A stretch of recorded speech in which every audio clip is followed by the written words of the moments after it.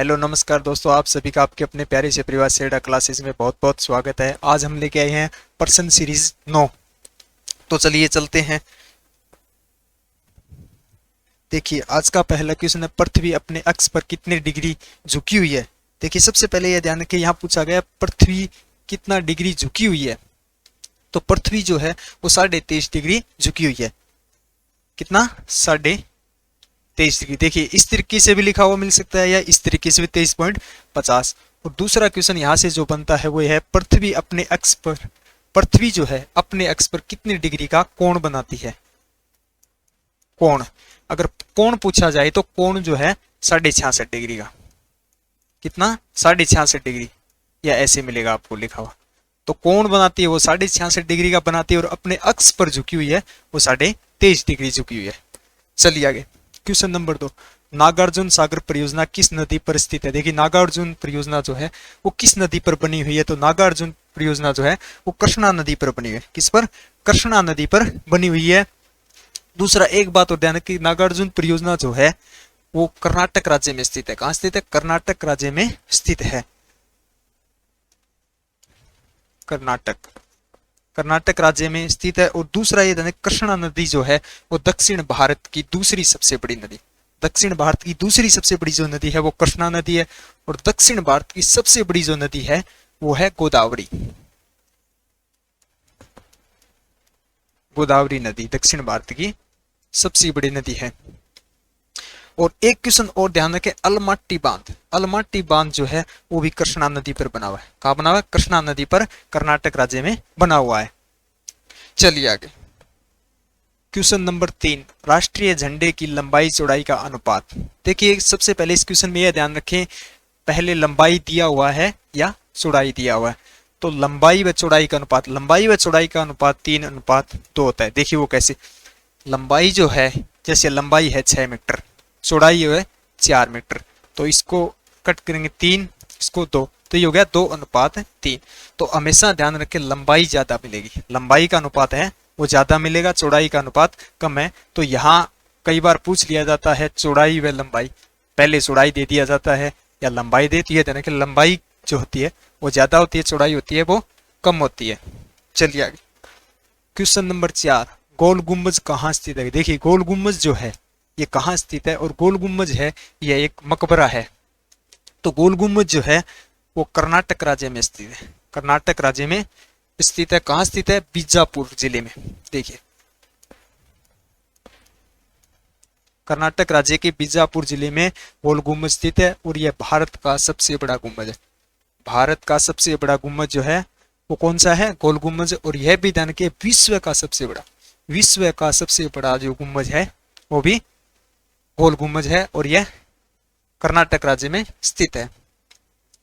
चलिए आगे, question number 5, शक्ति स्थल समाधि स्थल है। देखिए शक्ति स्थल जो है वो समाधि स्थल किस व्यक्ति का है। तो शक्ति स्थल समाधि स्थल जो है वो इंदिरा गांधी का है। किसका है? इंदिरा गांधी का है। और इंदिरा गांधी जो थी यह भारत की पहली महिला प्रधानमंत्री थी, भारत की पहली महिला प्रधानमंत्री थी। और ये कहाँ स्थित है? तो ये दिल्ली के अंदर। और यह भी ध्यान रखिए राजघाट जो है वह भी दिल्ली के अंदर ही स्थित है और महात्मा गांधी का समाधि स्थल का नाम है राजघाट। चलिए आगे, क्वेश्चन नंबर 9, लक्ष्मीबाई के घोड़े का क्या नाम था। देखिए रानी लक्ष्मीबाई जो थी उनका प्रसिद्ध घोड़ा उसका क्या नाम था, ये काफी बार क्वेश्चन पूछा गया है। तो उनके घोड़े का पवन नाम था। और दूसरा क्वेश्चन यहाँ से यह ध्यान रखें, रानी लक्ष्मीबाई जो थी 1857 की क्रांति का, 1857 की क्रांति का जो विद्रोह का जो नेतृत्व किया था वो झांसी से किया था। कहां से किया था? झांसी से किया था रानी लक्ष्मीबाई ने 1857 की क्रांति का, 1857 की क्रांति का। और 1858 में इनकी मृत्यु हो गई, यह भी ध्यान रखें, 1858 में इनकी मृत्यु हो गई। और चेतक जो था वो महाराणा प्रताप के घोड़े का नाम था। चलिए आगे, क्वेश्चन नंबर 7, सर्वाधिक द्वीपों की संख्या वाला महासागर। देखिए सर्वाधिक द्वीप जो है वो किस महासागर पे पाए जाते हैं। तो सर्वाधिक जो द्वीप है वो प्रशांत महासागर पे पाए जाते हैं। किस पर? प्रशांत महासागर पर पाए जाते हैं। 25,000 से अधिक द्वीप माने गए हैं अब तक। दूसरा क्वेश्चन यह था कि प्रशांत महासागर जो है यह विश्व का सबसे बड़ा महासागर है, सबसे बड़ा महासागर प्रशांत महासागर। तीसरा क्वेश्चन, प्रशांत महासागर जो है वो विश्व का सबसे गहरा महासागर है। तो सबसे गहरा महासागर, सबसे बड़ा महासागर और सर्वाधिक द्वीपों वाला महासागर जो है वो प्रशांत महासागर है। और प्रशांत महासागर का सबसे गहरा जो गर्त है वो मेरियाना गर्त है, जिसे खाई बोलते हैं, सबसे गहरी। चलिए आगे, क्वेश्चन नंबर 8, रोल्ट एक्ट कब लागू हुआ? देखिए रोल्ट एक्ट जो था वो कब लागू हुआ? सबसे पहले तो ये देखिए रोल्ट एक्ट जो है इसको काला कानून बोला गया था। ये कब लागू हुआ? ये 19 मार्च 1919 को यह लागू हुआ था। इसको काला कानून बोला गया था। यह कानून जो है वो ब्रिटिश सरकार द्वारा लगाया गया था। इस कानून में किसी भी व्यक्ति को बिना गुनाह किए संदेह के रूप में उसे सीधा बिना अदालत के, बिना वकील के, बिना किसी अपील किए हुए उसको जेल में डाल दिया जाता था, ना ही कोई अपील थी। तो ये इसलिए इसको काला कानून बोला गया है, रोल्ट एक्ट। ये 19 मार्च 1919 को लागू हुआ था। चलिए आगे, क्वेश्चन नंबर 9, जगन्नाथ मंदिर। जगन्नाथ मंदिर कहाँ स्थित है? जगन्नाथ मंदिर जो है वो उड़ीसा के उरी में स्थित है। उड़ीसा के पुरी में। देखिए ये ध्यान रखें, उड़ीसा के 3 प्रमुख मंदिर है, एक जगन्नाथ मंदिर, एक कोणार्क मंदिर। कोणार्क मंदिर है वो भी उड़ीसा के पुरी में स्थित है, जिसको कोणार्क जो मंदिर है उसको बोला जाता है सूर्य मंदिर। तीसरा जो मंदिर है वो लिंगराज मंदिर। लिंगराज मंदिर जो है वो भुवनेश्वर, उड़ीसा की जो राजधानी है भुवनेश्वर में स्थित है। तो तीनों मंदिर याद रखें, जगन्नाथ मंदिर, कोणार्क मंदिर या सूर्य मंदिर और लिंगराज मंदिर जो है तीनों उड़ीसा राज्य में स्थित है। चलिए आगे, क्वेश्चन नंबर 10, वेदों की ओर लौटो नारा किसने दिया था? देखिए वेदों की ओर लौटो जो नारा जो था, जो कथन जो दिया था वो किसने दिया था? वो दिया था स्वामी दयानंद सरस्वती ने। किसने दिया था? स्वामी दयानंद सरस्वती ने। और ये बात भी ध्यान रखें, दयानंद सरस्वती ने आर्य समाज की स्थापना की थी।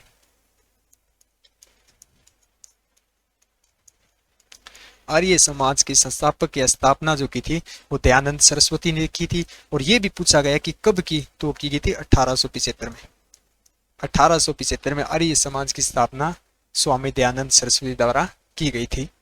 चलिए आगे, क्वेश्चन नंबर 11, आधुनिक भारत का जनक किसे कहा जाता है? कि आधुनिक भारत का जो जनक है वो किसे कहा जाता है? आधुनिक भारत का जनक जो है वो राजा राम मोहन राय को कहा जाता है। किसको कहा जाता है? राजा राम मोहन राय को कहा जाता है। और इन्होंने भी एक समाज की स्थापना की थी, ब्रह्म समाज। ब्रह्म समाज के संस्थापक जो थे वो राजा राम मोहन राय थे।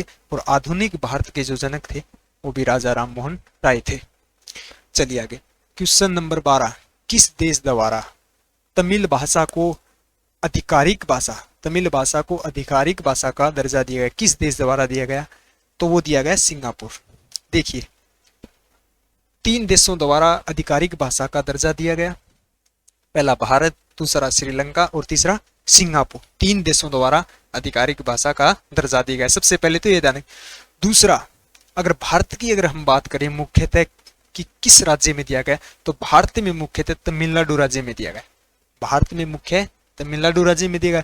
अगर हम बात करें केंद्र शासित प्रदेश में जो दर्जा दिया गया था वो दिया गया था पुदुचेरी में। क्लियर है? देश की बात करें तो 3 है, भारत, श्रीलंका, सिंगापुर। और राज्य की बात करें तो तमिलनाडु। और केंद्र शासित प्रदेश की अगर हम बात करें तो पुदुचेरी में दिया गया था आधिकारिक भाषा तमिली भाषा को। क्लियर है? चलिए आगे, क्वेश्चन नंबर 13, संतोष ट्रॉफी व सुब्रता कप किस खेल से संबंधित है? कि संतोष ट्रॉफी और सुब्रता कप जो है वो काफी बार पूछा गया क्वेश्चन है। ये दोनों एक ही खेल से संबंधित है, वो है फुटबॉल खेल से। किसे?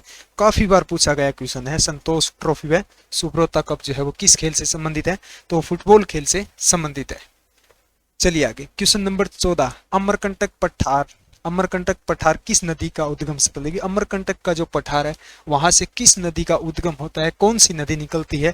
तो यहाँ से 2 नदी निकलती है, एक सोन नदी और दूसरी जो है नर्मदा नदी।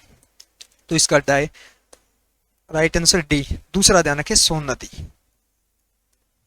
सोन नदी। नर्मदा जो नदी है, नर्मदा नदी जो है वो 3 राज्यों में बहती है, महाराष्ट्र और मध्य प्रदेश और गुजरात में।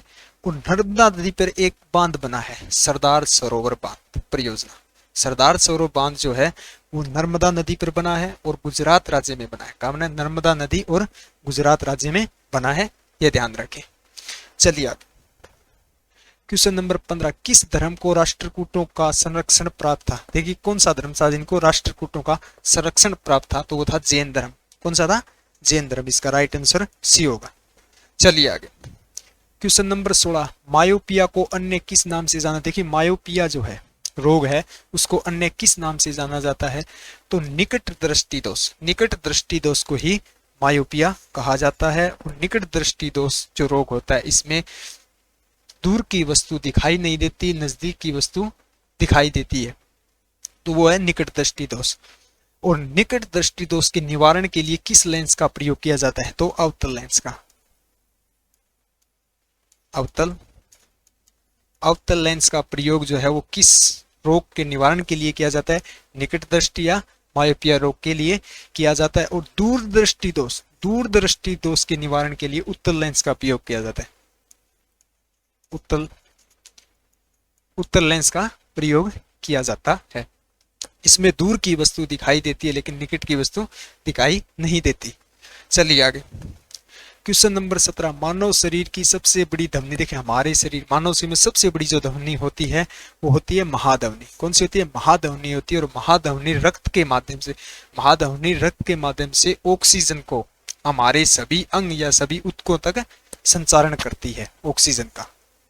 चलिए क्वेश्चन नंबर 18, श्वेत रक्त कणिकाओं का जीवन काल। देखिए श्वेत रक्त कणिकाएं जो होती है वो डब्ल्यूबीसी को श्वेत रक्त कणिकाएं कहती हैं। और उनका जो जीवन काल होता है वो 2 से 4 दिन का होता है। कितना? 2 से 4 दिन का। एक बात यहाँ से ध्यान रखें, काफी जगह आपको 2 से 5 दिन भी मिलेगा, लेकिन ऑप्शन इस तरीके से मिलेगा, डिफरेंस मिलेगा। यहाँ 2 से 4 भी मिल सकता है या 2 से 5 दिन का जीवन काल होता है।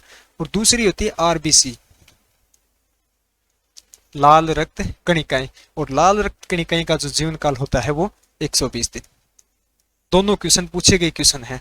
डब्ल्यूबीसी का जीवन काल 2 से 4 दिन होता है और आरबीसी का जीवन काल जो है वो 120 दिन होता है। चलिए आगे क्वेश्चन नंबर 19, विटामिन के जनक किसे कहा जाता है? देखिए विटामिन के जो जनक जो थे वो थे हॉपकिंस। विटामिन के जो जनक जो थे वो हॉपकिंस थे। काफी जगह मिलता है सीफंक जो थे उन्होंने विटामिन का नामकरण किया था, नाम रखा था, वो सीफंक ने किया था। और विटामिन की जो खोज है वो 1912 में हॉपकिंस द्वारा की गई, 1912 में। दूसरा क्वेश्चन यह ध्यान रखें, विटामिन 2 प्रकार के होते हैं। कितने प्रकार के होते हैं? विटामिन 2 प्रकार के होते हैं। एक में जल में घुलनशील और एक वसा में घुलनशील। तो काफी बार पूछा गया क्वेश्चन है, निम्न में से जल में घुलनशील विटामिन है या निम्न में से वसा में घुलनशील विटामिन है? तो देखिए जल में घुलनशील विटामिन जो है वो है बी और सी। और वसा में घुलनशील विटामिन है वो ए, डी, विटामिन ई और विटामिन के। 4 विटामिन जो है वो वसा में घुलनशील है, 2 विटामिन है वो जल में घुलनशील है। विटामिन है वो 2 प्रकार के होते हैं। और जो विटामिन का नामकरण किया वो सीफंक द्वारा किया गया और जनक जो था विटामिन का वो हॉपकिंस था। चलिए क्वेश्चन नंबर 20, परमाणु बम का आविष्कार किसने किया? देखिए परमाणु बम का जो आविष्कार है वो किसने किया था? वो ओपेनहाइमर द्वारा किया गया। परमाणु बम का जो आविष्कार है वो ओपेनहाइमर द्वारा किया गया था। और ये परमाणु बम जो होता है वो विखंडन तत्वों का बना होता है, विखंडन तत्वों का।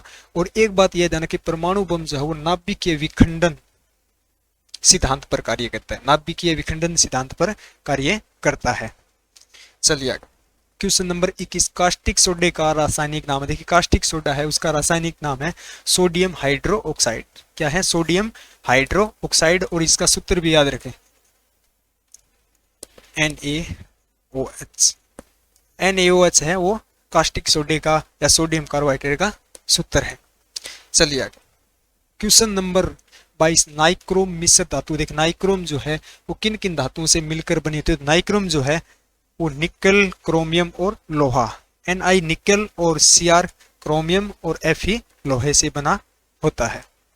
चलिए आगे क्वेश्चन नंबर 23, 2000 डेसिबल से अधिक या 2000 हर्ट्ज से अधिक की ध्वनि तरंगे कहलाती है। डेसिबल या हर्ट्ज की जो ध्वनि होती है वो क्या कहलाती है? तो वो कहलाती है प्रासरव्य तरंगे। क्या कहलाती है? प्रासरव्य तरंगे, या इनको बोला जाता है अल्ट्रासोनिक तरंगे या अल्ट्रासोनिक अल्ट्रासोनिक तरंगे या अल्ट्रासोनिक किरणें, पराश्रव्य तरंगों को ही बोला जाता है। और ये भी ध्यान रखें, अल्ट्रासोनिक जो तरंगे हैं वो कुत्ते, बिल्ली और चमगादड़ 3 जानवर हैं जो इसको सुन सकते हैं। क्लियर है? चलिए क्वेश्चन नंबर 24, हीरे का अपवर्तनांक होता है। हीरे का अपवर्तनांक या माध्यम जो होता है, जैसे जल का, कांच का, वायु का जो माध्यम होता है उसको अपवर्तनांक कहते हैं। तो वो कितना होता है? तो होता है 2.42। 2.42 हीरे का अपवर्तनांक या माध्यम होता है। देखिए आज का लास्ट क्वेश्चन 25 क्वेश्चन, कोबाल्ट 60 से कौन सी किरणें निकलती है? देखिए कोबाल्ट 60 से कौन सी किरणें या जो तरंगे जो निकलती है वो निकलती है गामा। कौन सी लिखती है? गामा किरणें। और यह ध्यान रखिए गामा किरणें जो है सर्वाधिक भेदन क्षमता वाली जो किरणें हैं वो गामा किरणें हैं। और कोबाल्ट 60 जो है इसका प्रयोग जो है वो कैंसर उपचार में किया जाता है। तो कैसी लगी आज की क्लास? उम्मीद करते हैं आप सबको अच्छी लगी होगी। तो मिलते हैं अगली वीडियो के साथ, तब तक हमारे चैनल पर बने रहें।